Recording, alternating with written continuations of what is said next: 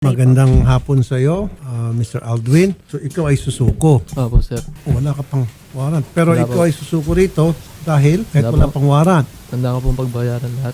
Dahil sa ginawa mong yan, sinisiguro ko sa iyo kung ikaw man ay willing na pumunta sa kapulisan na kung saan naganap yung krimen at mag-issue ng statement, sisiguraduhin ko na meron ka abogado sa tabi mo para mag-monitor at bigyan ka ng guidance sa gagawin mong confession.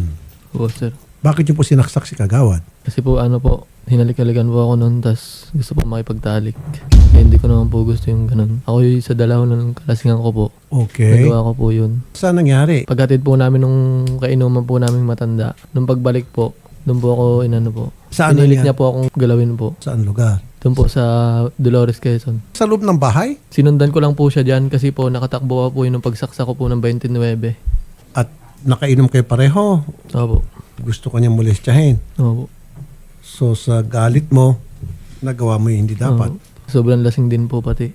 Ano po yung reaction niyo na? Nahawa po ako sa kanya kasi po kabata-bata pa po tapos mayroon po siyang anak na baby pa po.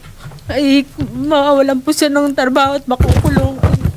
Wala po susuporta kundi kami lang magtutulungan po. Napakabata pa po niya. Ilan ba sila magkapatid na eh? Tatlo po. Napatigil na nga po ng pag-aaral yung dalawa kasi po namatay din po yung aking asawa. Kumbaga po sariwa pa po.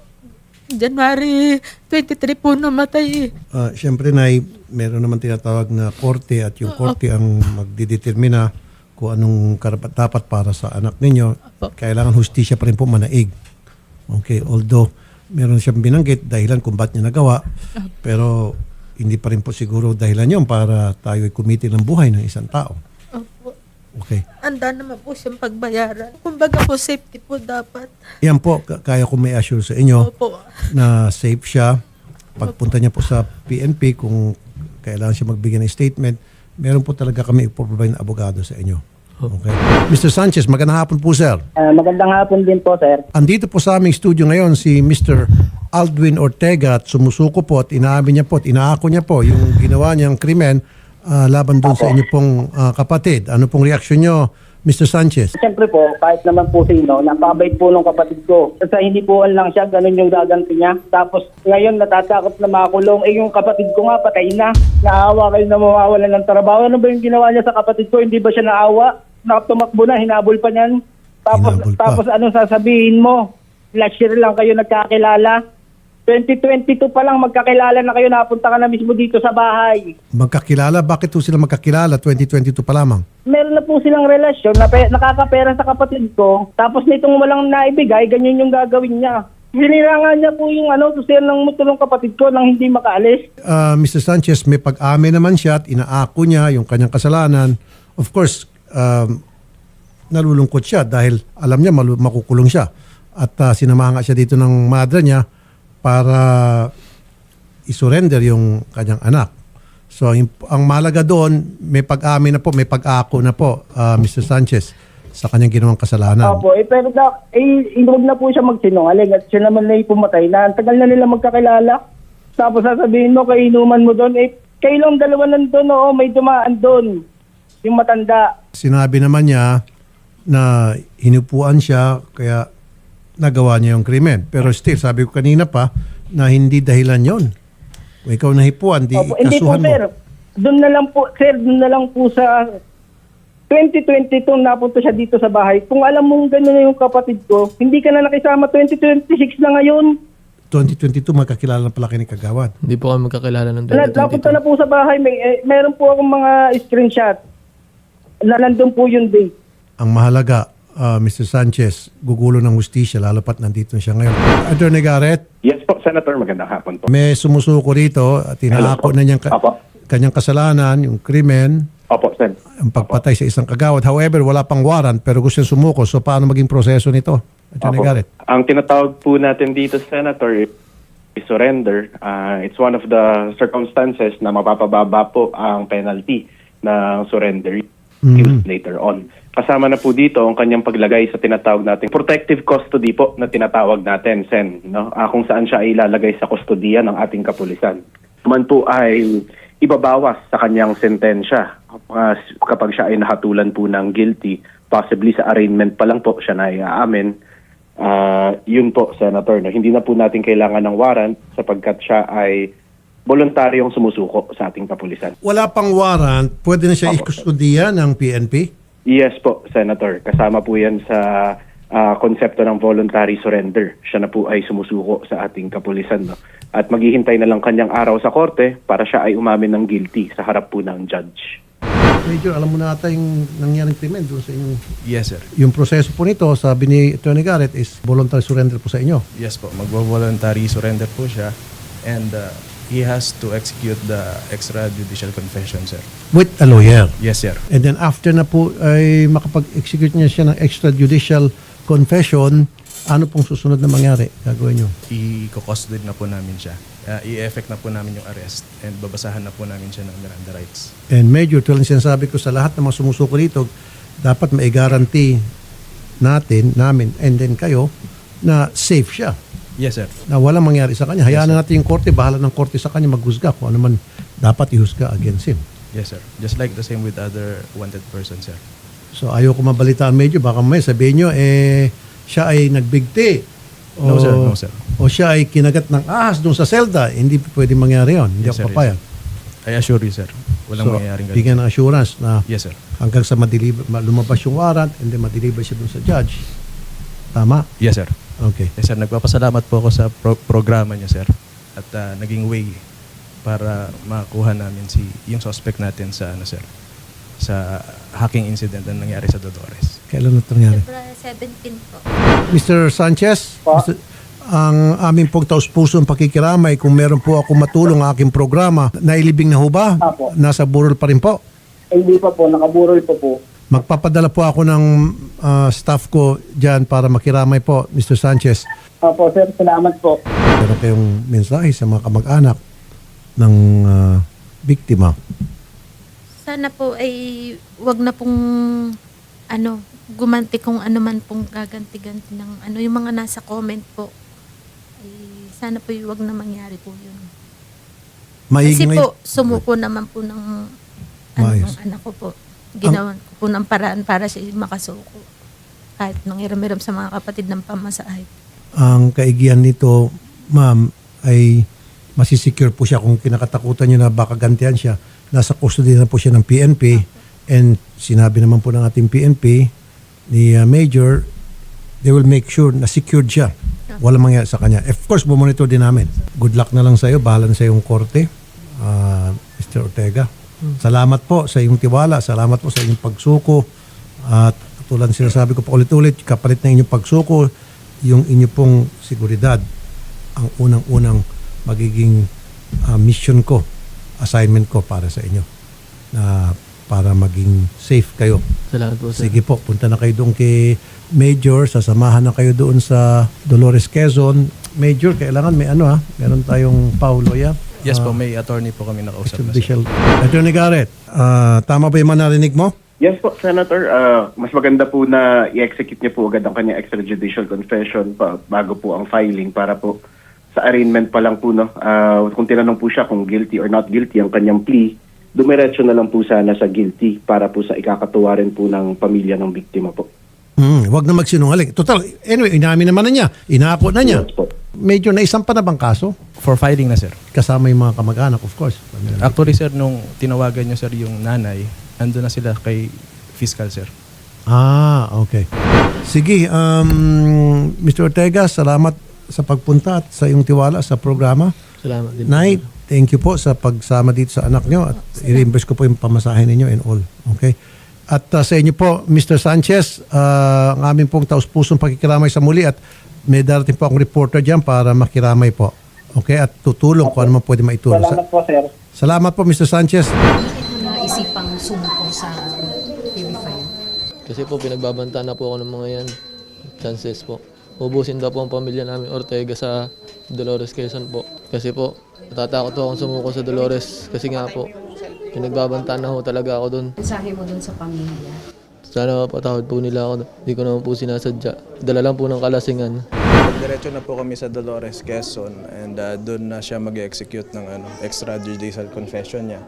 para ma-execute na namin yung arrest, yung formal arrest sa kanya.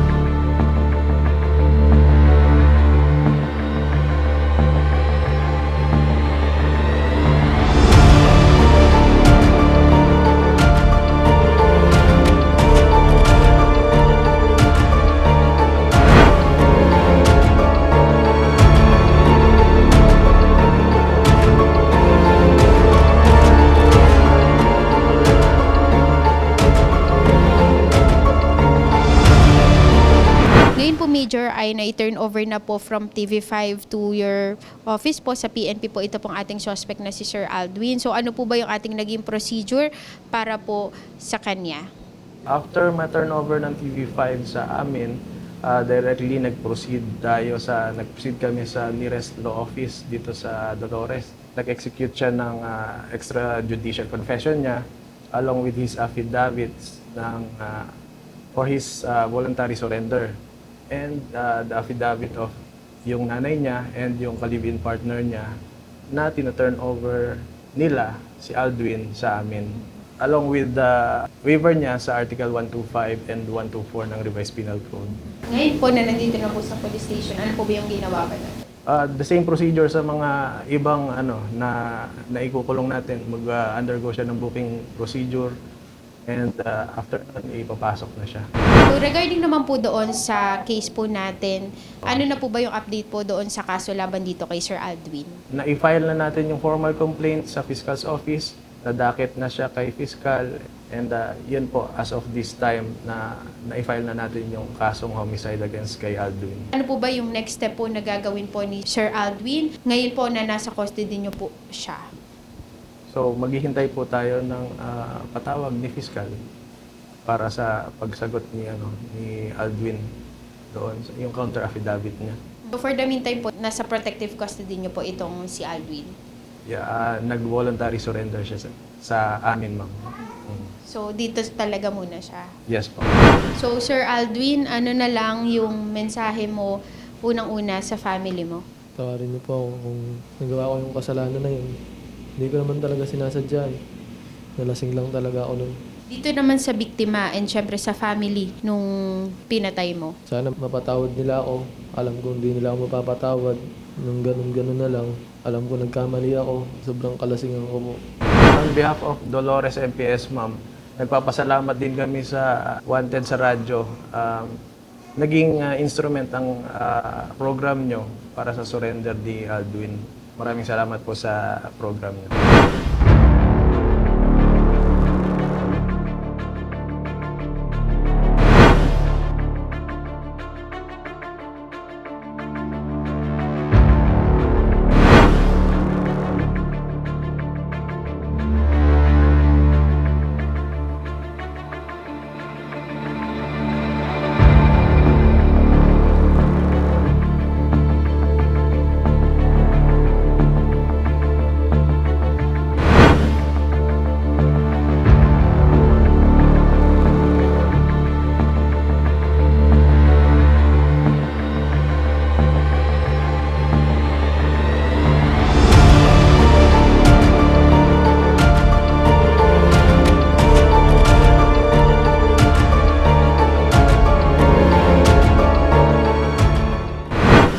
Ano po yung naging reaction nyo nung nalaman nyo na sumuko po yung suspect po na si Sir Ortega po sa aming tanggapan? Sa akin po, nagpapasalamat ako at sumuko siya dahil napanatag na ang kalooban ng aking anak.